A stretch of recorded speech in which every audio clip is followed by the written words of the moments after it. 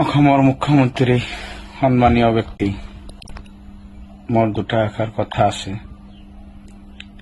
Sir, মোক কোনোবাই blackmail কৰি আছে।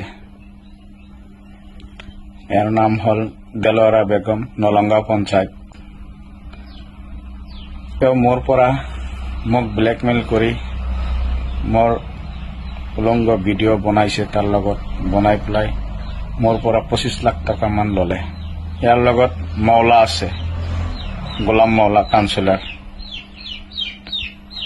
আৰু মই মাটি বিক্ৰী কৰিছোঁ, সব বিক্ৰী কৰিছোঁ, সব দিছোঁ, তথাপি মই নামানে। তাৰ মোৰ মিছেছৰ সৰু এটা পোষ্ট আছে, এনআৰএলএম পোষ্টত কাম কৰে, সেই পোষ্টটো লাগে তাক। আৰু মোৰ মিছেছক মাৰিব দিছে। মই 2বাৰ ট্ৰাই কৰিছোঁ মোৰ মিছেছক মাৰাৰ কাৰণে। মই পাৰা নাই। যাক মই ভাল পাওঁ তাক মই কেনেকৈ মাৰিম? স্যাৰ, মোক ইয়াতে লুটি হেক কৰি দিলে। মই মাটি বিক্ৰী কৰি দিছোঁ। স্যাৰ, আপুনি ইয়াৰ নিশ্চয় বিচাৰ কৰিব। মই আজি মৰি যাম। স্যাৰ, মোক মাৰিব। অসমৰ মুখ্যমন্ত্ৰী সন্মানীয় ব্যক্তি, মোৰ দুটা এষাৰ কথা আছে। স্যাৰ, মোক কোনোবাই ব্লেকমেইল কৰি আছে। ইয়াৰ নাম হ'ল দেলোয়াৰা বেগম, নলংগাঁও পঞ্চায়ত।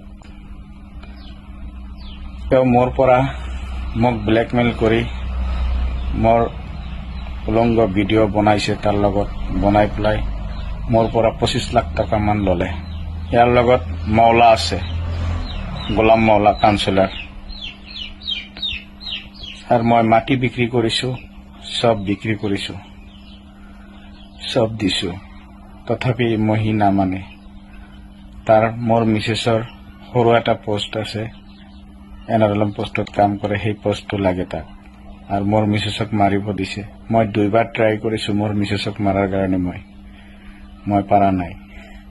যাক মই ভাল পাওঁ তাক মই কেনেকৈ মাৰিম?